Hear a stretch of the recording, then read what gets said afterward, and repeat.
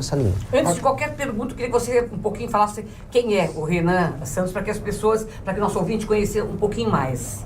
Pois é, o Renan é um cara de 42 anos, nascido em São Paulo, filho de uma família de classe média, típica. Minha mãe psicóloga, meu pai advogado. A gente era num bairro operário ali, a Moca, bairro dos italianos. Fui sempre um bom aluno nas escolas que eu estudei. Foi mesmo? Foi mesmo? Senão apanhava da minha mãe. Senão minha mãe me dava uma chinelada lá. Então, era por bem ou por mal. Mas eu gostava de estudar, aprendi a me alfabetizar muito cedo. Depois passei na faculdade da USP. Lá comecei a fazer política, arrumei minhas primeiras brigas com o PT aqui e ali. Ali já não fui um bom aluno na faculdade. E também não gostei do curso, queria trabalhar, queria virar empresário, aprendi a ir vender, aprendi a montar produto, criar produto. Fui empresário, ajudei meu pai, depois tive meus próprios negócios. Foi uma trajetória própria muito, muito legal, que me amadureceu muito. E aí, em 2013, eu vi aquelas manifestações dos 20 centavos, e aí aquilo que eu me lembrava na faculdade, aquele espírito, falou, não, preciso ajudar, preciso mudar, tal. Participo das manifestações, aprendo a organizar manifestação. E aí, em 2014, com o Kim Kataguiri, um amigo meu japonesinho lá de São Paulo, e mais alguns amigos, eu monto o MBL e a gente convoca as manifestações. É o Movimento Brasil Livre, né? Exatamente. Convocamos aquelas manifestações que derrubaram a Dilma, entre 14, 15 e 16. Derrubamos a Dilma, depois apoiamos a prisão do Lula, apoiamos a Operação Lava Jato. E o resto é história, né? E aí, anos se passaram, né? O Bolsonaro chegou ao poder e a gente manteve a mesma postura crítica que a gente tinha com relação ao PT, ao Bolsonaro. O público atacou, falou, não, vocês são comunistas. Eu falei, pô, eu só tô cobrando, minha função como um movimento que cobra. E aí as pessoas não aceitaram, falaram assim, mas se você quer criticar, você tem que dar uma alternativa. Eu, beleza, então vamos montar um partido. E aí montamos um partido que chama Partido Missão.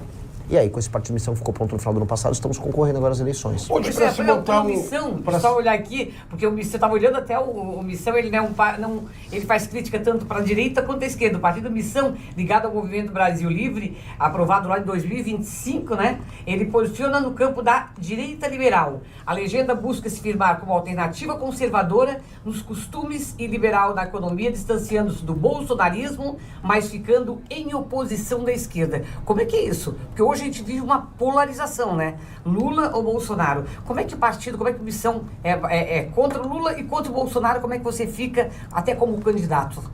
Olha, as posições que nós temos e a visão que a gente tem de Brasil, elas não dependem nem da existência do Lula ou nem da existência do Bolsonaro para acontecer. Porque muita gente existe na política só para ser oposição a um ou outro. Eu odeio essa esquerda. Eu odeio o Bolsonaro. Nós somos nós. Nossa existência não precisa depender dos outros. Eu não preciso me opor ao PT para dizer que eu sou de direita, nem me opor ao Bolsonaro para dizer que eu não passo pano para ninguém. A oposição se dá porque eles cometem erros, eles agem com intenções erradas e nós denunciamos isso. E diferente de todo mundo no nosso campo político, a gente não tem medo de perder seguidor, de perder voto, falando o que a gente acredita. Porque se a gente vai ficar de fingição e aí vai ficar com aquele teatrinho do tipo, tem um escândalo do Banco Master, eu só vou falar o lado que pega o PT. Que muita gente faz. Ou o petista, tem um escândalo do Banco Master, eu vou falar do lado que pega o Bolsonaro. E hoje o pessoal cobra muito isso, né? Lógico. Ou você é PT ou você é Bolsonaro. Né? Aí você só conta meia história. Aí existe meia corrupção, existe meio sistema. Eu não compro esse papo. O escândalo do Banco Master é um escândalo que pega a gente de todos os lados. O escândalo do INSS... Todos os partidos. Lógico. Pega Centrão, pega STF. Aconteceu durante o governo Bolsonaro a maior parte do tempo. Depois ele se infiltra no governo do PT. Aliás, ele começa inclusive no PT da Bahia. Então é um escândalo que ele é ecumênico. Todo mundo participa. E aí a gente vai ficar fingindo só pra fazer assim, o meu lado aqui é menos ladrão do que o seu. Eu não compro isso. Ninguém tem que ser ladrão. Todo mundo tem que ter um projeto. Eu olho, né? Eu faço um desafio aqui pros fãs do Lula que estiverem nos assistindo, ou fãs do Flávio. Qual a proposta dos dois? O Flávio, ele deu uma entrevista no Rio Grande do Sul, dizendo assim, eu não vou falar quais são as minhas propostas porque eu vou perder voto, vão bater em mim. Entendi, então, ela garantia sou idiota. O cara quer concorrer a presidente, mas não fala com proposta. O Lula fez a mesma coisa em 2022. Ninguém sabia quais eram as propostas do Lula. Só ficou lá, você vai comer uma picanha. Isso não é proposta. Agora, né, não, fica tranquilo, o Lula tem uma proposta qual? Sei lá, o pé de meia. Pé de meia? A proposta do cara é pé de meia.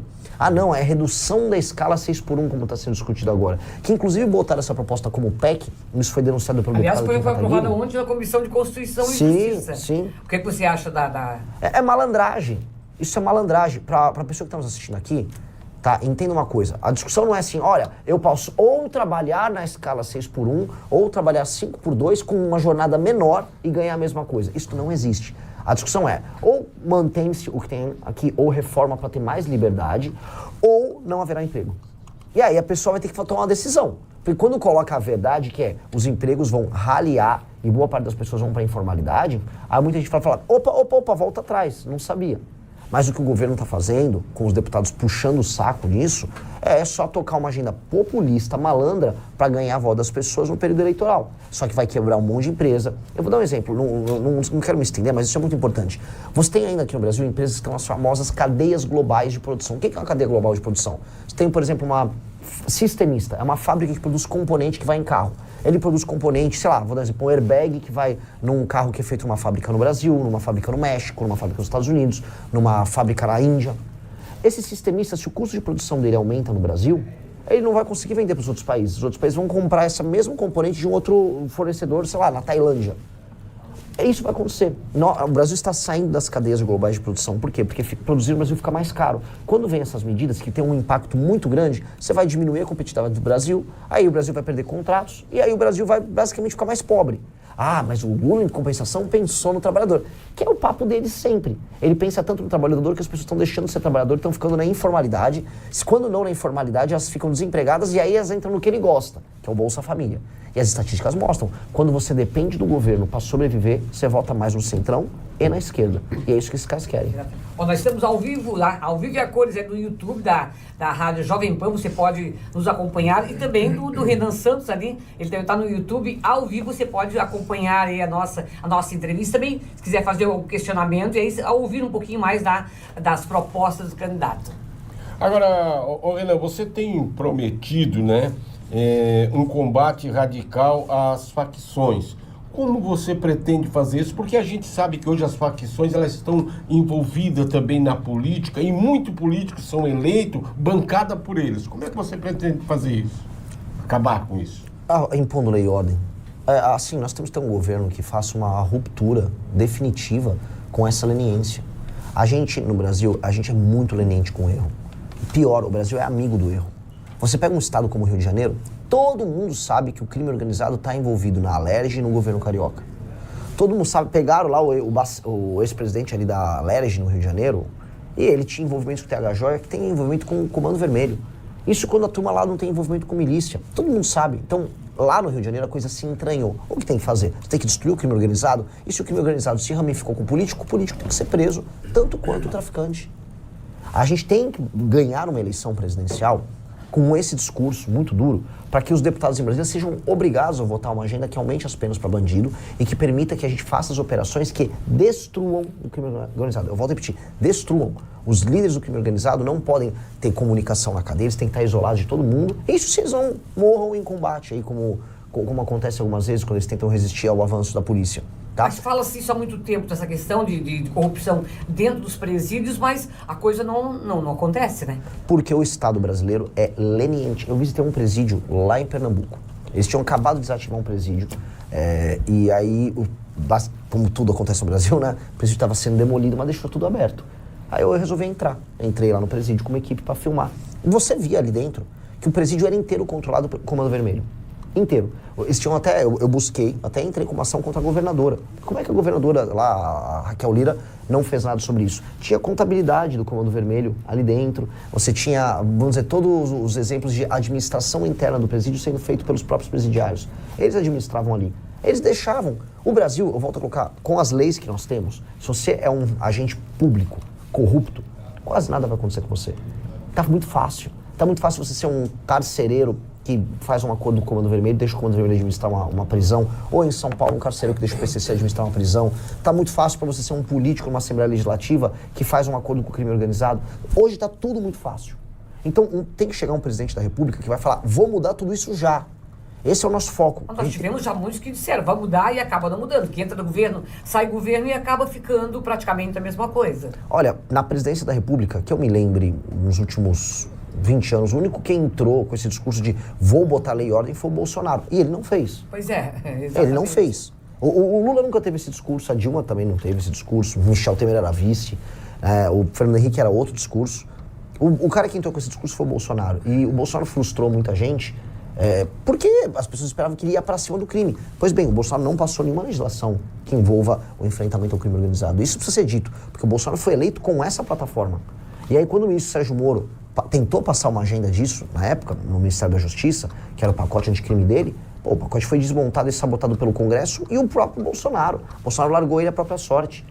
E aí, né, você fala, mas então o cara vai combater o crime ou não? Isso que é a legislação que o Moro queria passar nem é uma legislação completa para a gente enfrentar o crime organizado. Era uma parte da legislação necessária. Mas você não acha que é um sistema duro para poder se mexer, para poder tocar nesse sistema, já que tem muita gente envolvida, e a gente sabe que esse sistema não é só um sistema brasileiro, é um sistema mundial, que eles comandam tudo isso aí. Como é que vai dar para mexer? Chegando lá, a coisa não pode ser diferente. Você chegar lá e ficar frustrado, eu pensei em uma coisa, mas não vai ser aquilo que eu prometi para o povo brasileiro. Mas que você caia lutando. Que você tente impor a sua agenda e você lute até o fim. E se você falhar, as pessoas vejam que você caiu lutando. O que não dá para desistir, ou se aliar com o outro lado, ou fazer um acordo e tentar ser populista, ou pensar em apenas vencer a próxima eleição. Se eu sou presidente, eu ganhei com essa plataforma, e eu vou tentar passar essa plataforma até o fim, eu prefiro tomar um impeachment e ficar inelegível e lutar até o fim para passar a plataforma, do que ficar fazendo média. Eu prefiro fazer isso, porque assim, se as pessoas me elegerem, isso quer dizer que eu vim de um partido pequeno que surgiu em novembro do ano passado, cresci nas pesquisas e ganhei. Isso significa que as pessoas querem muito mais uma agenda, que é a agenda que eu tô falando, do que a minha pessoa, que é uma pessoa que elas estão conhecendo agora.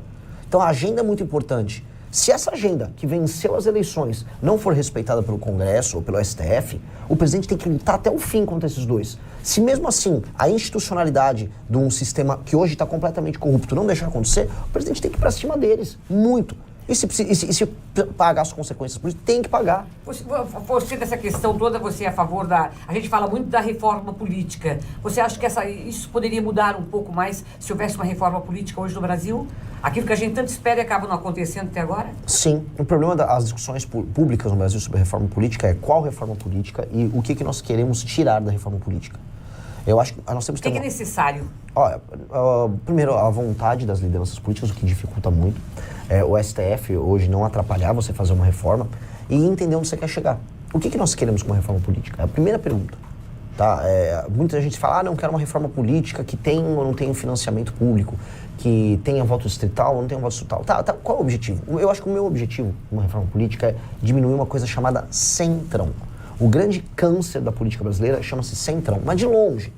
A esquerda é um problema? A direita performática, que fica fingindo é um problema? Mas nem de longe elas se aproximam do centrão. Por que você acha que é importante acabar com o centrão? Porque o centrão, aí entra a questão de uma reforma. O centrão usa a política apenas como instrumento para ganhar dinheiro, ele não tem posição política. Um político do centrão, ele não se importa se ele está num governo de esquerda, centro, direita, ele não é nada, ele só está no governo para roubar e para achacar. E aí o sistema político nosso é desenhado de modo a facilitar a vida dele. Um político do centrão, ele ganhou uma eleição para deputado federal, aí ele não sabe se o presidente A ou B ganhou, ele não liga, não é importante para ele. Ele quer só saber como ele vai tentar obter dinheiro e cargo daquele presidente.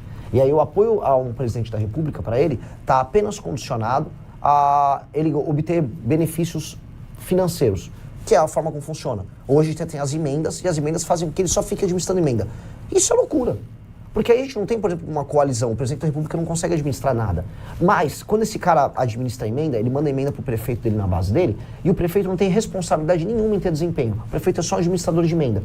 Você é a favor de manter as emendas ou não? Eu sou a favor de reduzir o tamanho das emendas, que hoje elas estão chegando na casa dos 65 bilhões, a coisa assim, ultrapassou qualquer nível de razoabilidade. Sou a favor do que o pouco de emenda que tem que existir tem que ser altamente fiscalizado, tem que ser transparente, tem que acabar com esse negócio de orçamento secreto. E acho que as emendas têm que ser condicionadas a desempenho. Então, se você mandou uma emenda para um prefeito que não está entregando melhoria no desempenho, está proibido de mandar emenda para aquela cidade. Por quê? Porque o prefeito tem que pular, tem que se picar para melhorar a vida das pessoas e não ficar usando emenda para comprar voto, que é o que acontece. Emenda, conforme os municípios a gente vai para os municípios menores e mais pobres, emenda é apenas um instrumento de compra de voto e roubalheira. E quando você vai para estados como Maranhão, como eu estava lá, é só isso. Acho que não tem uma emenda lá no Maranhão que não seja roubo. Tudo roubo. E você é a favor ou contra a reeleição? Para grandes cargos no executivo, vamos botar um governador ou um presidente da República, eu sou a favor de mandato de 5 anos sem precisar de reeleição. Por que só presidente da República? Eu acho que no Poder Executivo, porque no Legislativo não tem problema você ter um deputado que se reeleja 2, 3 vezes, que tem uma tradição de trabalho sério. Acaba ficando, tornando profissão político? Ele só vira profissão político se a gente não tiver outros instrumentos de avaliação do eleitor que permitam que você tenha uma renovação. Agora, desculpa. Aí, Renan, que eu acho que mora o perigo. Porque eu acredito que para mexer nesse sistema, nós temos que convocar o povo brasileiro para fazer uma mudança em tudo, inclusive no Senado, na Câmara Federal e trazer de novo, porque aqueles que estão lá são viciados e estão patrocinados por esse grupo de facção. Porque muitas vezes o recurso que vem do fundão não dá para eles. Aí onde é que eles vão? Esses criminosos da facção começam a patrocinar esses caras e esses caras estão presos na mão deles. Você vê que ali é um vício muito grande. Aí nós estamos falando aqui também na reforma.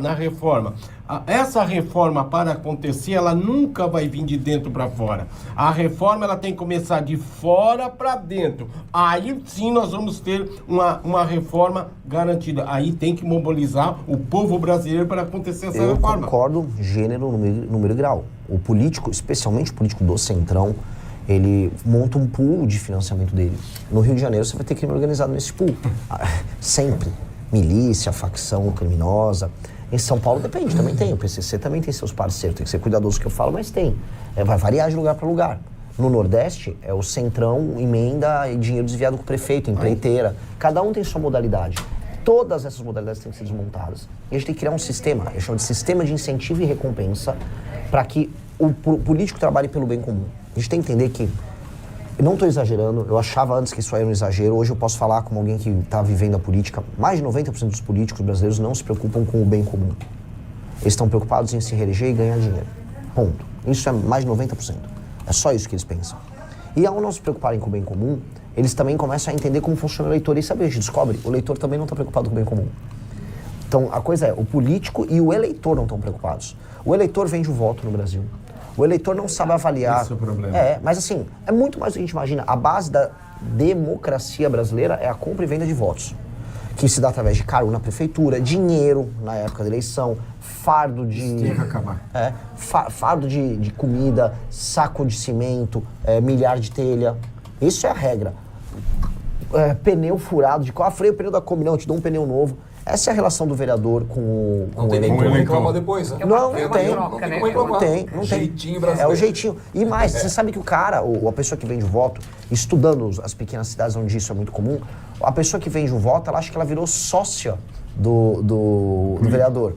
Então ela, meu vereador, meu prefeito, quero meu emprego na prefeitura, meu prefeito. Ela acha que é uma relação e ela fica permanentemente em campanha. O cara já trabalha pro candidato já pensando no cargo que ele vai pior de tudo é a pessoa que vende o voto e depois vai reclamar. Não pode reclamar. Vendeu, e ela nem reclama. Ela fica mas ali... tem alguns que reclamam. Mas vendeu e reclama. Não tem como. E deixa eu só contar uma história, eu tava lá no Maranhão. E aí, era isso, eu fui na cidade, talvez a pior cidade do Maranhão, com uma IDH mais baixa, era Marajá do Sena. Cidade muito pobre. Eu fui numa família muito pobre, vive de agricultura de subsistência. E aí, 2 pessoas na família trabalhavam pro prefeito. E aí eu ia lá, perguntei, e a rua aqui que não tá asfaltada? Aí aparecia uma moça, não vai falar do meu prefeito é muito bom! Porque ela trabalhava. E vivendo na lama, no lodo. Não, veio da lama, no lodo, vivendo de bolsa, família, mas o prefeito é muito bom. Pô, isso é deplorável. E as pessoas, elas se acostumam com isso. Esse é o sistema. Lavagem cerebral. Esse é o verdadeiro sistema. Esse sistema, ele está, vamos dizer, em todos os municípios, ele está na casa das milhões de pessoas.